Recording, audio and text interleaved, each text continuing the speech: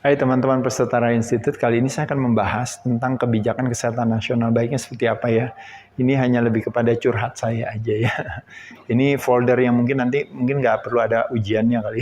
Tapi kalaupun ada ujiannya juga hanya lebih kepada paling nanti saya mau tanya sama teman-teman kira-kira menurut teman-teman apa sih yang kita bisa kontribusi sebagai agen kesehatan gitu di Indonesia untuk kita bisa berkontribusi ikut menyehatkan masyarakat di Indonesia ya. Jadi sekali lagi nomor satu teman-teman sekalian, ada satu hal yang kita syukuri ya, sejak tahun 2014 negara memiliki satu itikat mulia memberikan biaya penggantian pengobatan kepada masyarakatnya. Nah ini disebut dengan namanya Program Jaminan Kesehatan Nasional, kalau di zamannya Pak Jokowi itu disebut namanya Kartu Indonesia Sehat. Nah jadi konsepnya sebenarnya adalah sebenarnya program negara. Jadi dulu diadakan di masanya, dulu di awal daripada masa Gus Dur dan Megawati, Ibu Mega, lalu dilanjutkan pertama kalinya diadakan di pemerintahan Pak SBY ya, Program Jaminan Kesehatan Nasional tahun 2014 pada saat itu, lalu terus lanjut lagi sampai sekarang di pemerintahan Pak Jokowi ya. Jadi intinya sebenarnya adalah negara itu hadir, jadi mau pemerintahnya siapapun juga, tapi program ini harus tetap terselenggara. Kenapa? Karena demi kesejahteraan masyarakatnya sendiri, yaitu berdasarkan Undang-Undang Dasar juga. Jadi teman-teman bisa lihat, masyarakat di Indonesia itu kan kalau seandainya sakit itu biayanya kan besar, nanti akhirnya harus jual ini, jual itu, atau harus pinjam uang sana-sini kan repot ya. Jadi oleh sebab itu makanya kenapa kalau negara bisa hadir, kenapa tidak. Nah prinsip daripada konsep jaminan kesehatan nasional adalah sebenarnya konsep daripada yang disebut namanya asuransi sosial, di mana ada nuansa gotong royong di sana. Jadi makanya kenapa motonya dengan gotong royong semua tertolong. Jadi orang yang sehat membantu orang yang sakit, yang muda membantu yang tua, yang kuat membantu yang lemah, yang mampu membantu yang tidak mampu. Nah itu konsepnya sebenarnya itu. Nah jadi memberikan biaya penggantian pengobatan dengan biaya yang sudah dikeluarkan setiap bulannya yang kita bayar ya teman-teman sekalian ya. Nah jadi biaya yang ada itu kalau ada yang sakit nanti dipakai dari biaya tersebut. Nah jadi bisa bayangkan artinya di sini program ini hanya akan berjalan kalau apa? Kalau yang kuat, yang sehat, yang muda, yang mampu, yang lebih banyak gitu. Tapi kalau teman-teman semuanya pakai terus jadi yang sakit ya otomatis makanya kenapa terjadi defisit gitu di sini. Karena biayanya kegedean. Nah kalau defisit terus-menerus apa yang terjadi? Programnya runtuh. Akhirnya yang benar-benar membutuhkan nanti nggak bisa kita selamatkan. Nah jadi ini salah satu program yang saya secara pribadi itu sangat mendukung gitu. Terlepas daripada saya juga jadi duta daripada program JKN KIS, tapi di sisi lain, kalaupun saya hanya sebagai bagian daripada masyarakat di Indonesia, saya sangat mendukung 100% yang namanya healthcare ini gitu ya. Tapi end up-nya jadi sick care ya ini di sini ya. Tapi intinya sebenarnya konsep daripada niatan punya program jaminan kesehatan ini hanya akan terselenggara kalau kita melakukan beberapa hal. Yaitu adalah satu, teman-teman, kalau mau berfokus kepada kuratif penyembuhan terus, maka otomatis program ini akan runtuh. Tapi kalau kita mau berfokus kepada preventif dan promotif, dengan berantisipasi sehingga akhirnya masyarakatnya jadi lebih sehat, maka program ini akan berjalan. Ya, nah menjadi murid daripada sebuah antisipasi, bukan menjadi murid dari sebuah reaksi. Kalau reaksi itu sifatnya artinya kalau sakit ya udah baru kita bereskan. Tapi dengan kita mengajak masyarakat pola hidup sehat, kita menjadi murid daripada sebuah antisipasi. Fokus kepada akar permasalahan bukan hilir permasalahan. Nah itu yang saya sering katakan ya. Kita sibuknya kampanyenya jangan khawatir nanti negara punya obat merah. Jangan khawatir nanti negara menyiapkan perban. Jangan khawatir nanti negara punya suntikan tetanus. Jangan khawatir nanti negara bisa bayarin operasi. Tapi permasalahannya adalah yang harus kita fokuskan itu adalah mengajarkan orang untuk menyeberang jalan dengan hati-hati gitu loh. Jadi bukan sebuah kesuksesan dan kebanggaan ketika kita bilang kita jadi dikasih free flow obat merah gitu atau perban yang bisa sebanyak-banyaknya atau operasi gratis gitu. Tapi kalau bisa nggak sakit kenapa tidak ya? Jadi biayanya bisa digunakan untuk yang lain. Jadi fokus kepada akar permasalahannya bukan ujung permasalahannya. Jadi promotif, preventif itu akar permasalahannya. Kuratif ujung permasalahannya. Mudah dan murah kalau seandainya kita nggak sakit. mahal dan susah kalau kita harus sakit. Nah, jadi warisan pola hidup sehat harusnya kemandirian bukannya ketergantungan. Ya, karena kalau udah ketergantungan ya kayak teman-teman ya, pola hidupnya tidak sehat, akhirnya end stage of diabetes, akhirnya gagal ginjal, teman-teman harus tergantung terus, cuci darah terus, hemodialisa salah satu budget biaya yang besar yang dikeluarkan negara untuk apa? Untuk kita semua, gitu ya. Itu gede sekali, teman-teman sekalian. Yang kedua, dari kata puskesmas adalah pusat kesehatan masyarakat sebagai fasilitas kesehatan tingkat pertama yang akan membantu terjadinya apa? The real flattening the curve. Artinya apa? Kan maksudnya flattening the curve itu artinya apa? Tidak mau terjadi kurva di mana orang yang sakit begitu banyak sehingga rumah sakit dia tidak bisa menghandle. Nah, dengan kita memberdayakan fasilitas kesehatan tingkat pertama atau puskesmas, maka pada saat itulah kita mengantisipasi sehingga tidak terjadi orang yang sakit lebih banyak. Nah, siapa puskesmas ini? Bukan pusat kesakitan masyarakat, tapi pusat kesehatan masyarakat. Siapa itu pusat kesehatan masyarakat? Puskesmas yang sesungguhnya adalah sports center, gym, fitness center, sports stadium, sports hall, swimming pool, soccer field, futsal field, lalu sport atau park atau sports garden atau sports beach atau apapun juga.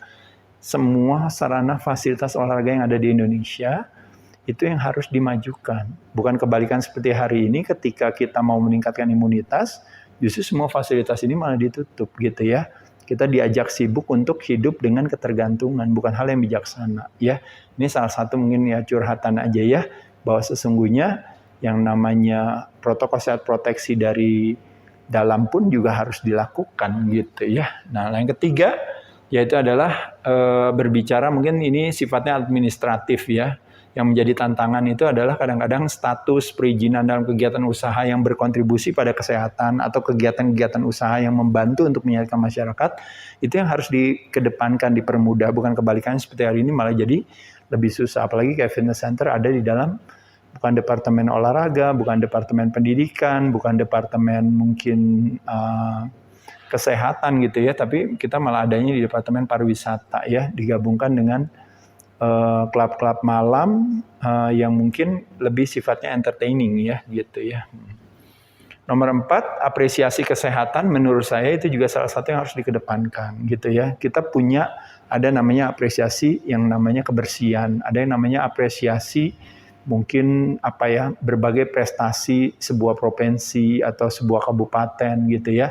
Diberikan penghargaan-penghargaan gitu ya. Kenapa nggak berikan juga penghargaan kesehatan? Salah satunya adalah dengan biasanya menjadikan misalnya kabupaten tersehat di Indonesia atau misalnya provinsi tersehat di Indonesia dengan melihat klaim daripada jaminan kesehatan nasional yang paling kecil. Nah, pada saat itu kita bisa lihat ternyata yang sakit lebih sedikit. Misalnya itu dijadikan sebagai indikator. Nah, apresiasi kesehatan itu bisa diberikan juga kepada siapa aja teman-teman sekalian. Kepada institusi, lembaga pemerintahan maupun swasta, korporasi contohnya nih yang paling sering ya teman-teman ya.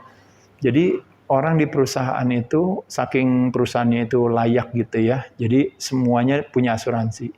Nah, jadi ketika dia sakit, perusahaan membiayai biaya penggantian pengobatannya gitu kan, memberikan biaya penggantian pengobatannya. Nah, karyawan kita yang tidak pernah sakit, yang tidak memakai fasilitas tersebut, ya udah dibiarin aja. Tapi yang sakit malah justru negaranya, perusahaannya, apapun juga itu malah memberikan perhatian begitu besar. Teman-teman bisa lihat gak, bayangkan. Bukankah kita akan lebih untung kalau karyawan kita atau pegawai kita atau siapapun juga yang tidak pernah sakit? Itu kan menguntungkan perusahaan. Tapi nggak pernah diberikan award kan, penghargaan gitu. Justru yang diberikan penghargaan justru malah yang sakit. Bahkan ada orang bilang, kok itu asuransinya lu nggak pernah pakai, rugi loh kayak gitu. Bilang rugi ya gitu ya. Lebih rugi lagi kalau sakit ya teman-teman sekalian. Nah, jadi maksudnya di sana. Nah, jadi penghargaan tadi yang seperti saya katakan tadi bisa desa tersehat, kota tersehat, kabupaten tersehat, provinsi tersehat atau apapun juga. Atau bisa memberikan kepada individu-individu yang ikut menyehatkan masyarakat gitu ya, diberikan penghargaan dan sebagainya. Jadi ini semua sebenarnya salah satu lebih kepada upaya yang bisa dilakukan. Nanti kalau kita ngomongin daripada akhirnya nanti prestasi akan maju, berkembang ya, prestasi olahraga, lalu sarana fasilitas olahraga juga akan semakin banyak, masyarakat akan semakin sehat. Masyarakat sehat otomatis negaranya kuat, kan gitu ya. Nah itu semua sebenarnya hanya dengan satu hal yang sederhana saja teman-teman. Reward ini bukan berarti harus dikasih uang, kasih hadiah, enggak. Cukup dikasih penghargaan secara pengakuan saja udah cukup gitu. Apakah berupa sertifikat atau apapun juga udah menyenangkan gitu. Apalagi kalau ternyata memang itu nanti relate-nya sama bansos atau relate-nya sama nanti bantuan-bantuan lainnya gitu ya. Kalau seandainya si kabupaten atau si desa itu ternyata menjadi desa yang sehat gitu ya. Jadi artinya dengan tingkat klaim asuransi yang rendah di setiap ini gitu ya, akhirnya otomatis kan negaranya diuntungkan. Nah jadi uangnya bisa dipakai untuk hal yang lain. Ya kurang lebih itulah. Ya. Nomor 5, mengkampanyekan perilaku yang mengarahkan masyarakat kepada kemandirian sehat, bukan kampanye penyembuhan sakit. Nah itu yang kita sering lakukan itu tadi ya. Jadi analoginya tadi yang saya katakan tadi. Jadi kalau mau kampanye, kampanye bertata lalu lintas atau menyeberang jalan yang baik dan benar. Bukannya sibuk kampanyenya pakai perban atau pakai obat merah dan sebagainya ya. Lalu yang nomor 6, meningkatkan kesadaran sehat masyarakat melalui berbagai program-program edukasi. Nah ini juga saya rasa menjadi satu hal yang penting ya gitu. Jadi kadang-kadang kebijakan untuk mengajak masyarakatnya untuk lebih cerdas akan sehat itu, kalau saya rasa masih kurang ya. Sibuknya lebih kepada kayak kita jadikan kasus, oh iya ini kok nggak dibayarin sama pemerintah, ini apa ribut, marah dan sebagainya gitu ya. Tapi di sisi lain kebijakan daripada kesehatan di Indonesia yang mengarahkan masyarakatnya untuk bisa sehat, sehingga akhirnya masyarakatnya jadi punya kemandirian akan sehat, dan akhirnya nanti ketergantungannya jadi berkurang, dan akhirnya tentu akan menguntungkan negaranya itu sendiri ya. Nomor 7, nah ini yang saya katakan tadi ya, kita sibuknya selama ini kan kalau di musim infeksi ini kan sibuknya dengan keamanan ya gitu ya. Tapi kita mengorbankan keimunan dan keimanan. Yuk kita balik ya. Udah saatnya ya, udah bertahun-tahun sibuknya itu terus. Ini kita korbankan, dibalik ya.